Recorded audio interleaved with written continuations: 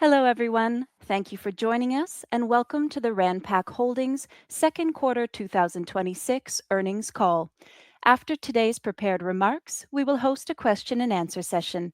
If you would like to ask a question, please press star 1 to raise your hand. To withdraw your question, press star 1 again. I will now hand the conference over to Sarah Horvath, Chief Legal and HR Officer. Please go ahead. Thank you, and good morning, everyone.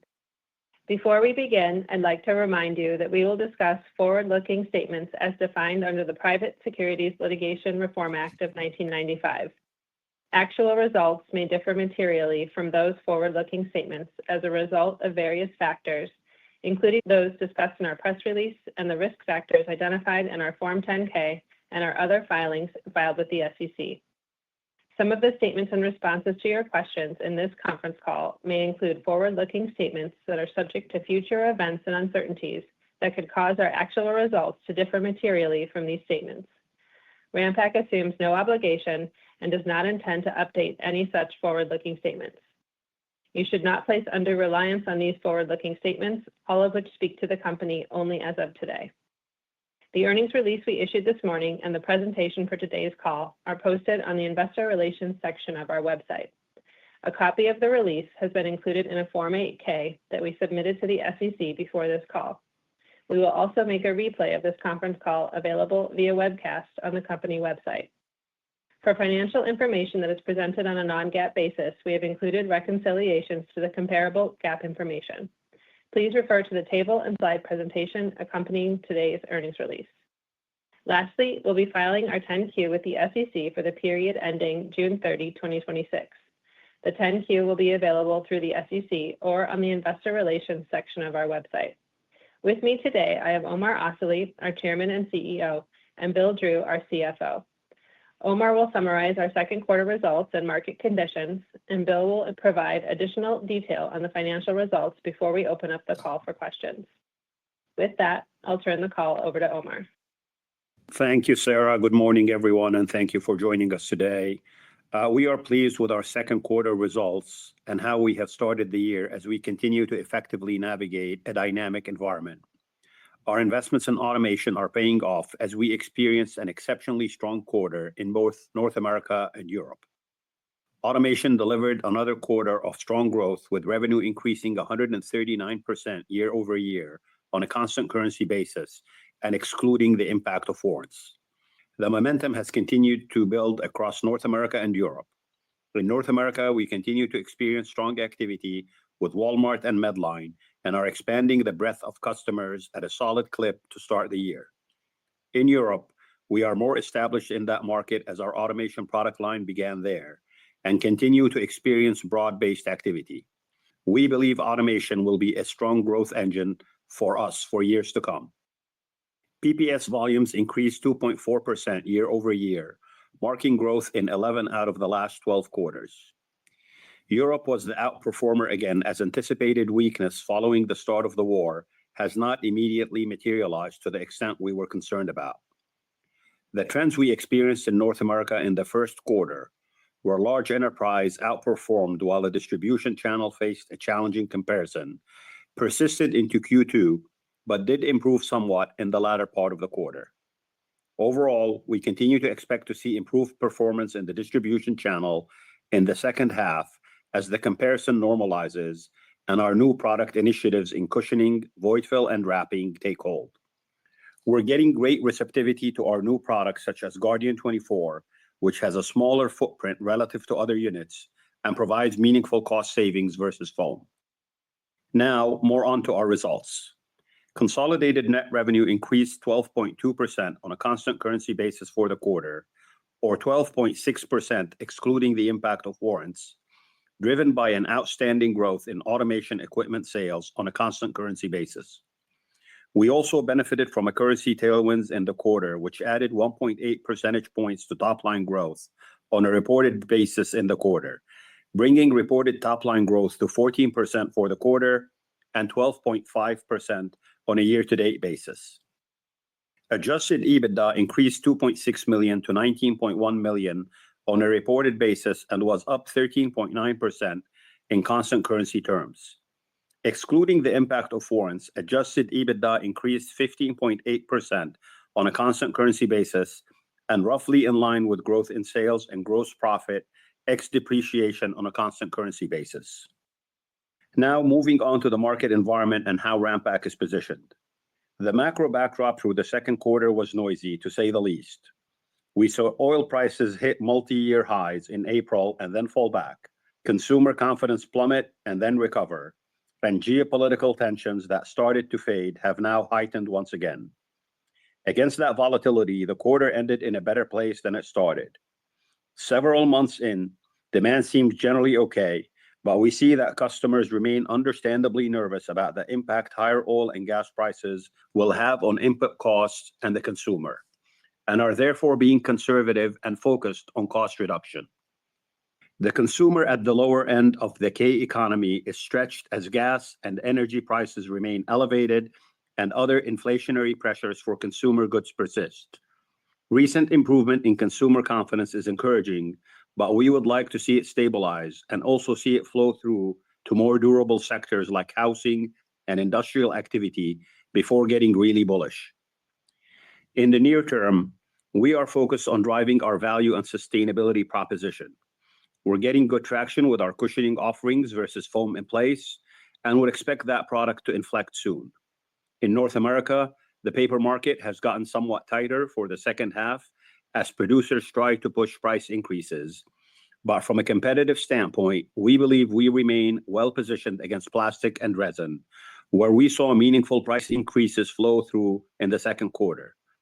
We continue to be aggressive in pushing the sales team to accelerate the plastic to paper transition, as this is a dynamic we have not seen in North America in years.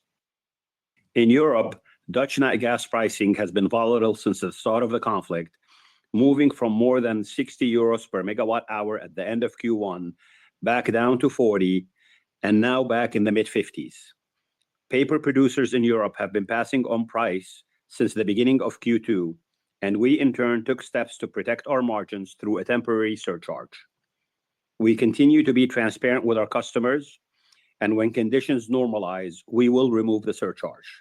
From a commercial perspective in Europe, we continue to emphasize the advantages we see for paper versus plastic, as resin costs and availability in the region are experiencing greater pressures than what we are currently seeing flow through in the paper markets. Conditions seem to be changing daily, but overall, we believe they remain manageable.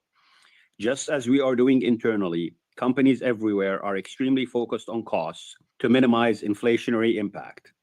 We remain disciplined on our spend and focused on improving our margin profile. We also see great pockets of opportunity that we are attacking with vigor, which we believe will be the bedrock for growth in years to come. While the near term is somewhat uncertain, I remain very excited by Ranpak's offerings and positioning in the marketplace.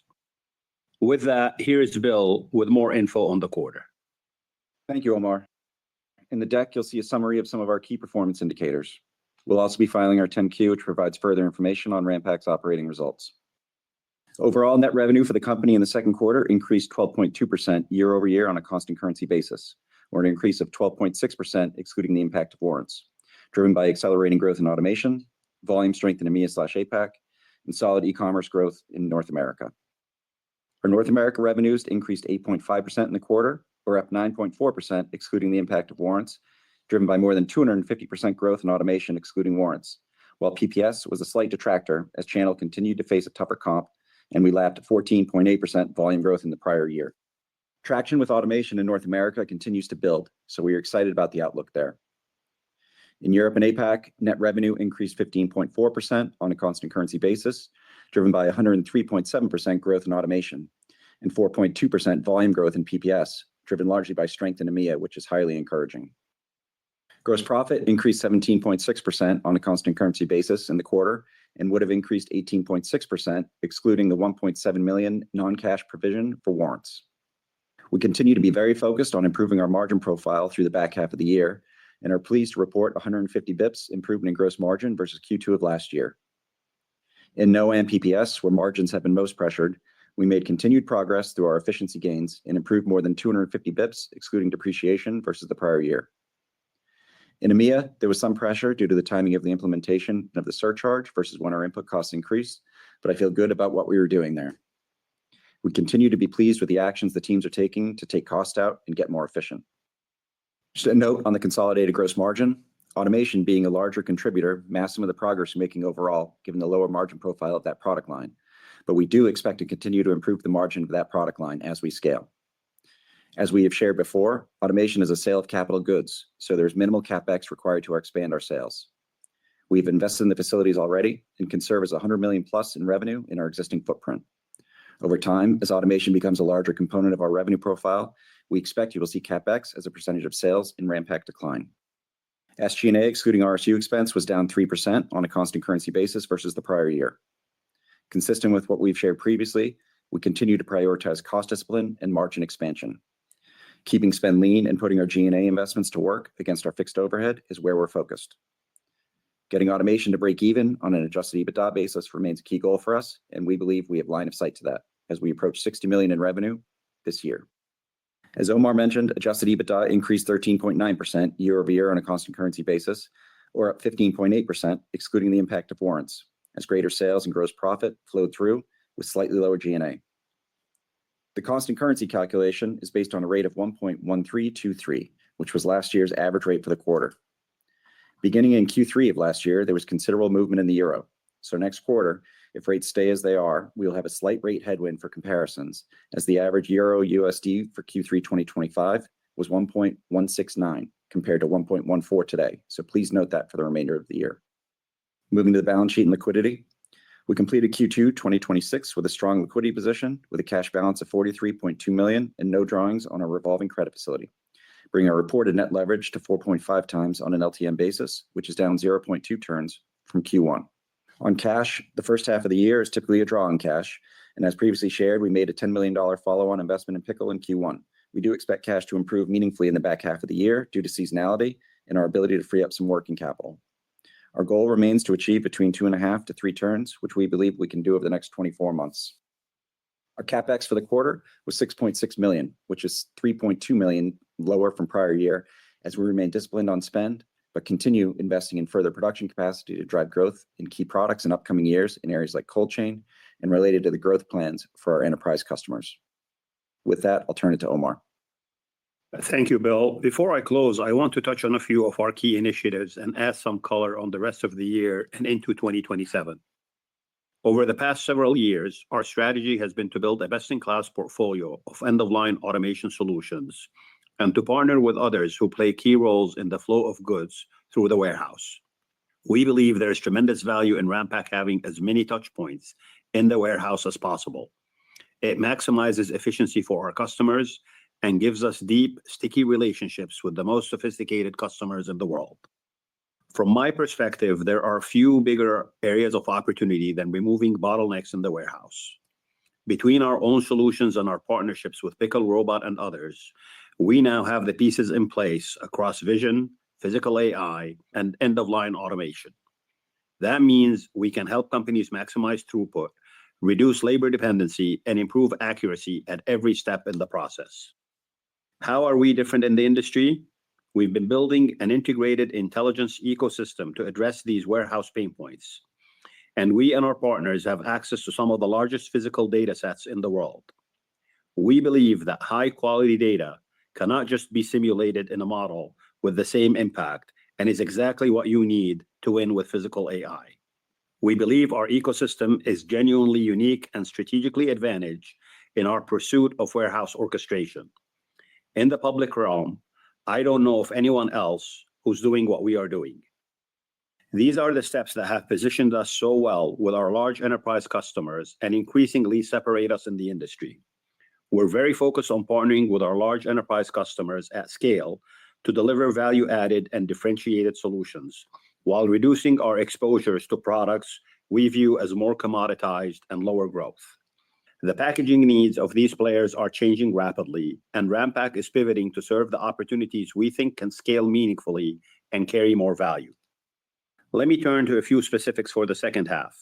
In automation, we believe we are on track to hit the roughly $60 million in revenue this year. That was my single biggest goal coming into 2026. Automation has real momentum in both North America and Europe, and I believe it is a business that should command a higher multiple in the public markets relative to protective. In North America, we're pruning the PPS portfolio somewhat to improve the margin profile. And given the warrant relationship, we are trying to be mindful of where and how we participate in the consumables area. In the second half, that means you could see us do less of the lower margin business where we have been providing warrants to a level we are more comfortable with. Our capacity additions and development work we have been doing sets us up well to be able to participate in size for the larger and more attractive initiatives that we believe will begin to scale in 2027 and help us achieve our longer-term goals. We continue to expect to meet our guidance for the year. We remain very confident in our outlook, and the capacity we are building in the second half of 2026 positions us well to achieve our longer-term revenue targets while adjusting our portfolio more towards value-added solutions. Talking about positioning for 2027, we're also building out more cold chain capacity in the second half. We believe that product line has hit an inflection point with our Climaliner Plus offering as an alternative to EPS foam. The feedback in the marketplace has been outstanding, and we think it is poised for a step change in growth. Sustainable cold chain is one of the great opportunities out there right now, and like automation, it gives us another scalable revenue stream with low ongoing capital intensity. I'm extremely pleased with where we are and where we are headed. It is never a straight line, but I have not been this excited about our product pipeline at any point in my time at Ranpak. I think we have some real game changers in the portfolio, and they will help drive us toward our goal of $800 million in top line by 2030. We remain focused on growth while staying very disciplined on costs and operations to strengthen our margin profile. And I believe everything we are doing right now moves us in that direction. With that, we'd like to open the line up for questions. Operator? We will now begin the question and answer session. Please limit yourself to one question and one follow-up. If you would like to ask a question, please press *1 to raise your hand. To withdraw your question, press *1 again. We ask that you pick up your handset when asking a question for optimum sound quality, and if muted locally, please remember to unmute your device. Please stand by while we compile the Q&A roster. Your first question comes from the line of Ghansham Panjabi with Baird. Your line is open. Please go ahead. Thank you, operator. Good morning, everybody. Morning, Ghansham. Morning. I guess first off on the automation momentum, that you're seeing so far this year, obviously 2Q built on 1Q. Can you just give us a sense, Omar, as it relates to whether these are existing customers that are proliferating the technology through their enterprises and production networks? Is it new customers? How would you have us think about the split between the two? Yeah, it's actually both, Ghansham, which is quite exciting from our seat. So you have some of the large enterprises, Walmart, Medline, which again, we're helping them roll out in more facilities as well as new facilities, and that continues. And then what we're seeing is very decent activity with new customers. So I'll highlight for you, we have formed a couple of key partnerships with integrators. One of them is one of the largest integrators in ASRS, and we've signed a partnership with them the last few months and are rolling out some of their key accounts for end-of-line packaging. So it's a mix of both. Clearly, the large enterprises will continue to drive a big part of the volume for the next couple of years, and that was part of our thinking. But we're seeing very good activity with new accounts. And by the way, for the rest of the year, Ghansham, most of the revenue and our confidence in hitting the $60 million is contracted, and our funnel and pipeline for that we're building for 27 and frankly for 2028 is quite robust. So we really like the activity and how we're positioned in automation. Okay, that's helpful. And then what is the impact on EBITDA, specific to automation in 2026, as it relates to the break even that you called out for the end of the year? And then if I could, On the paper business and the variability between the EMEA and North America, just your thoughts as it relates to what's going on there. Did EMEA benefit from any sort of pre-buy ahead of price increases, as they have done in the past, during previous inflation cycles? Thank you. Sure. So on automation, and I'll start there just with EBITDA, we still think we're on track for getting to break even later this year. As you know, we're in the scaling phase. So as we scale more, which we're starting to get closer to that, we think the financial profile will improve significantly. And the plan is to be sort of EBITDA even towards the end of the year. And then starting next year, automation will be an EBITDA positive contributor. So that's still intact. And based on what we're seeing in terms of volume and what we just discussed with both existing new accounts and the pipeline, we feel very, very confident that we're on track to hit that. On PPS variability, I would say there's a couple of components here between Europe and US. One, in the US, we continue to see tremendous strength on the enterprise side and large customers. The distribution channel has been a bit softer than we like. Frankly, our expectation just from talking to them is that you're going to see a pickup in that channel in the second half of the year. So we're hoping to see some good activity there. And inventory and stock levels there are really, really small given just geopolitics, risk appetite in general. In Europe, we're seeing better, broader strength. There was some pre-buy earlier on, but our channel checking right now, Ghansham, show very, very low levels of inventory, stocks, etc. People are not stocked up. Obviously, people are trying to assess in Europe where the war is going and how that may impact energy prices and customer demand. So I think the consumer there, as well as some of our customers, are being a little bit cautious. But as they get clarity on that, we'll see how volume trends behave. But we're not entering Q3 with any high levels of stock or inventory at any of these customers. So we're expecting some decent activity, but frankly, the war is a bigger factor in Europe than it is in North America. Okay, terrific. Thank you so much. Thank you. Your next question comes from the line of Greg Palm with Craig-Hallum. Your line is open. Please go ahead. Yeah, thanks. Good morning, everybody.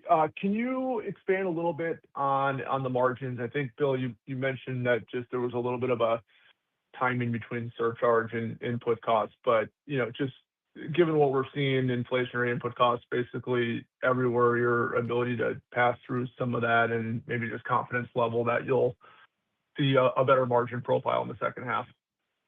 Yeah, sure. Happy to, Greg.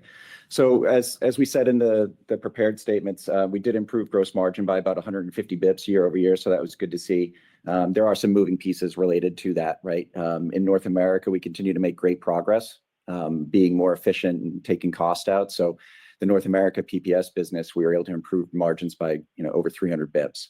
In EMEA, right, as you pointed out, the surcharge went in place in May. But our input cost did increase, starting in April, right? So there was a lag there that we had to absorb. You're also seeing in EMEA a little bit of a trade down of customers going to lower dollar price, lower margin SKUs, particularly as it relates to void fill, which creates a little bit of a mixed headwind. But overall, I think we continue to operate more efficiently, and I think we're doing a good job moving in the right direction for the things that are within our control. And then just as the rest of the year goes, we do expect to continue to improve the gross margins. We'll continue to see improvement, we think, in North America as we get more efficient and pass on pricing. And in EMEA, we'll continue to work with the surcharge to make sure that we're covering additional costs. Greg, if I may add in the second half in North America, we think there is room for price increases in the marketplace, in particular in light of where plastic and some of the resin-based products are. So I think expect us to do something there that will help the margin profile. And then I think, and I've said that in prior calls, we have really been working very hard on a number of Lean and Six Sigma initiatives that are starting to translate into the margin. It's still early days, but our expectations in the second half of the year, you will see that also come through in our margin profile. There's a number of very important initiatives around quality, around efficiency, productivity, etc. and the big continuous improvement mentality inside the company, and it's starting to yield results. So hopefully that's something you'll see in Q3 and Q4. Okay, perfect. And following up on the comment of pruning the PPS portfolio, is this related? I assume it is, but just to the install base, starting to shrink a lot more, in recent quarters than it has been historically, and maybe just you can expand a little bit upon this new strategy that you called out. Yeah, I think this is part of our strategy, Greg, to continue to improve the margin profile and financial profile. I don't think it's going to be noticeable for you guys in terms of the top line, if you know what I mean, i.e. what we're doing inside there as we drive growth in good accounts and good opportunities. We're pruning some things that we feel financially are not yielding the type of results that we want.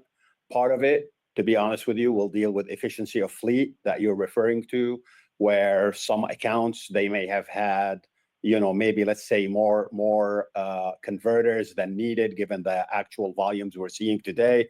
The other part of it may deal with some of the consumable businesses, with some of our enterprise partners where we have warrants. Again, we want to be a very good partner and fulfill their needs as much as possible, but we want to be prudent in terms of what does it mean for us in terms of bottom line and financial profile. So I would say consider it just healthy pruning that we feel, given what we're seeing from volume trends and the strength of the business, that it's wise to do that to enhance our financial profile. Yeah, understood. Okay, thanks. Your next question comes from Troy Jensen with Cantor Fitzgerald. Your line is open. Please go ahead.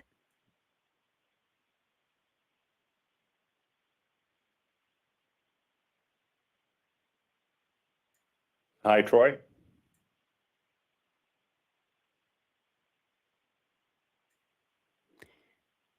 Troy, if your line is muted, we cannot hear you speaking.